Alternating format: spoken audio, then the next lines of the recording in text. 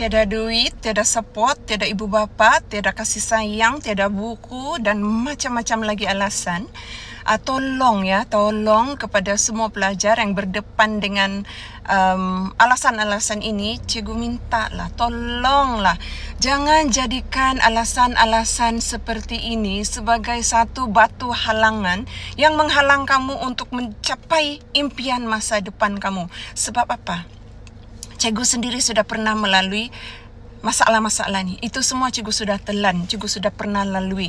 Cikgu anak yatim piatu pada usia 10 tahun. Cikgu tiada belanja sekolah, cikgu tiada buku rujukan, cikgu tiada support daripada kawan-kawan.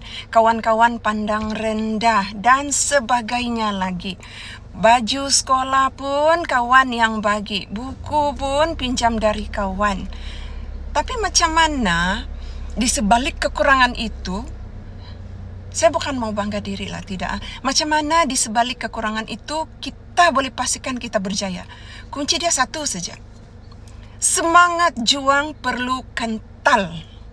Kita mesti berjuang dengan sepenuh daya upaya kita. Jangan mengalah dengan tuntutan masalah. Jangan.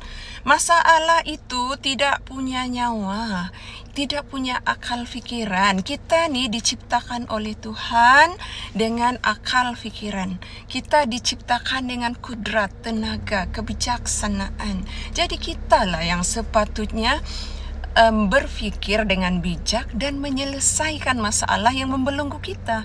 Kita jangan sesekali membiarkan masalah itu yang kontrol kita, belenggu kita, sehingga kita tidak mampu berbuat apa-apa dan mengalah kepada masalah. Jika sikap ini ada dalam diri kita, mudah mengalah, tidak berani untuk bertindak, tidak berani untuk menghadapi realiti kehidupan yang berat, yang besar sekali dugaannya, bagaimana kita mahu berjaya? Bagaimana kita mengubah nasib kita pada masa depan kita? Okey, ibaratnya macam ni. Kita ingin pergi ke seberang sana. Ada longkang besar, ada seberang sana tu ada sesuatu yang menunggu kita. Mungkin kita punya kekasih lah, macam kamu ni kan generasi muda. Okay, kita imagine lah, your girlfriend is di seberang sana. Kau punya girlfriend di seberang sana. Kamu pergi ambil dia di sana. Kamu pergi menyeberang, tapi kau nampak itu longkang besar kan? Bukan juga besar sangat pun. Boleh, kau boleh lompat punya itu longkang. Tapi bila kau tengok itu longkang kan, kau bilang, alamak, matilah, saya memang akan jatuh punya ni. Tidak payahlah, saya pergi seberang sana itu. Saya di sini sajalah, biarlah itu girlfriend saya di sana. Jadi macam mana? Kau sudah sering awal-awal, kau bilang kau tidak boleh. Akal bilang sudah tidak boleh. So bila minda akal tu bilang sudah tidak boleh, kita punya hati, kita punya badan pun cakap tidak boleh lah. So last tindakan yang dibuat ialah tindakan yang tidak boleh. Dan kita tidak akan bertindak, kita tidak akan cuba untuk melompat longkang itu untuk capai kita punya girlfriend di hujung sana. Jadi apa akan jadi? Kita di sanalah, kita gagal sebab kita tidak berani mencuba, tidak berani mengambil risiko. Apa kata kamu bayangkan, kamu lompat longkang itu, tapi atur strategi, atur langkah yang bijak. Jadi mungkin bila kamu sudah atur langkah yang bijak dan penuh persediaan, kamu boleh melepasi longkang yang kamu andaikan kamu tidak boleh. Di sana sebenarnya terletak kekuatan minda kita ini akan membuatkan kita mahu melakukan sehabis daya kita dengan sehabis baik. Okey, so cikgu ni yatim piatu. Cikgu tidak punya ibu bapa ketika cikgu berusia 10 tahun. Pakaian sekolah cikgu pun memang cikgu warisi, sama ada daripada kawan-kawan ataupun mungkin daripada ahli keluarga yang terdekat yang ada. Jadi buku, kalau masa tingkatan 6, buku kawan, kongsi dengan kawan. Kalau kawan pakai, okey, pergi library, belajar di library. Okey, wang belanja tidak ada. Cikgu tidak ada belanja sekolah. Kalau kawan cikgu pergi ke sekolah, ke kantin pada waktu rehat, saya hanya berdiri di koridor kelas memantau waktu rehat. Kalau kawan tanya, kamu tidak pergi rehat? So alasan saya, oh tidak, ini hari saya bertugas. Padahal bukannya saya tidak mau berehat, tapi saya tiada duit, tidak ada duit.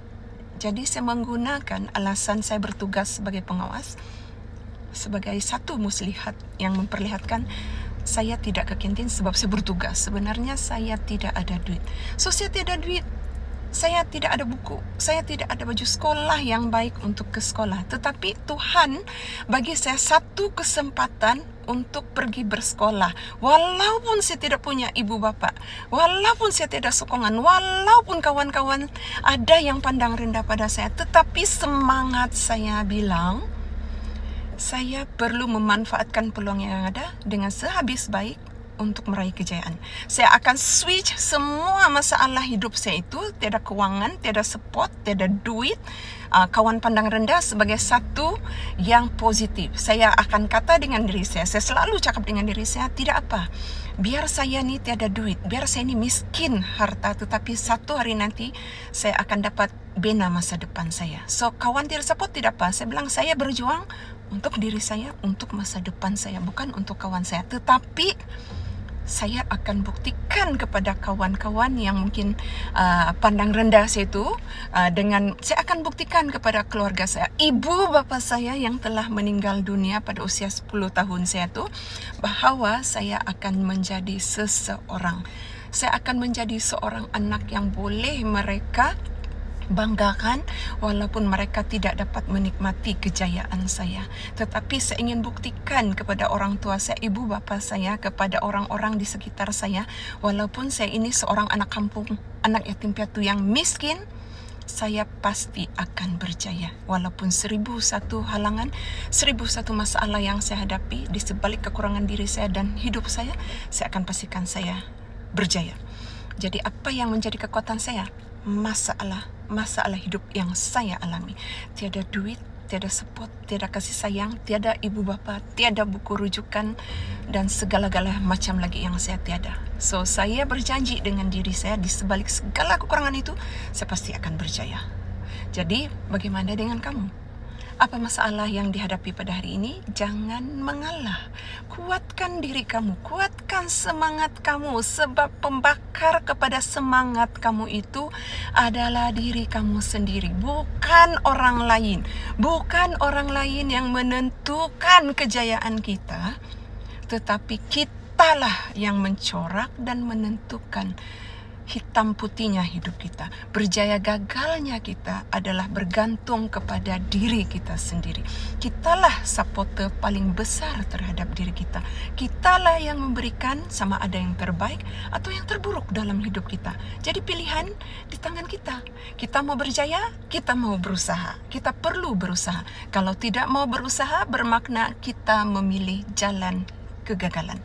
Jadi yang mana satu yang menjadi pilihan Anda? Jika ingin berjaya, disiplinkan diri, sedialah berkorban, hadapilah segala halangan dengan jiwa yang besar. Tetapi jika jiwa yang besar itu tiada dalam diri Anda, maka bermakna Anda sudah menjadi seorang yang menerima takdir hidup seadanya tanpa mahu berusaha mengubah masa depan. Tuhan memang merencanakan.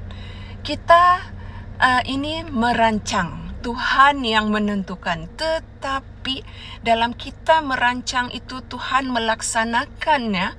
Kita boleh berusaha untuk mengubah takdir dengan sepenuh daya kita. Jadi percaya kepada kemampuan diri. Jangan putus asa selagi Anda masih bernafas. Kita hanya kalah bila kita sudah tidak bernafas, bila kita sudah dipanggil oleh Tuhan menghadapnya. So, teruskan berjuang mencari dan menggapai impian masa depan, kerana Andalah penentu masa depan Anda. All the best untuk semua. Cikgu doakan semuanya akan berjaya. Bye.